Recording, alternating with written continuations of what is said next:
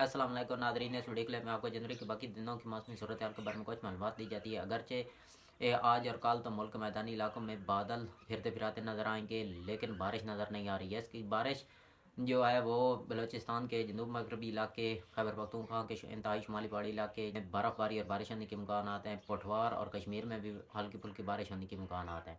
धुंध की बात करें तो धुंध जो राइस जोन के नारोवाल, सियालकोट, गुजरांवाला, तो यहाँ पर 3-4 अदला में कल से ही धुंध पैदा होना शुरू हो जाएगी और ये जल्दी ये धुंध, स्मोक, कोहरा और सर्दी अपने तेज़ी से अख्ताम की तरफ जा रही है।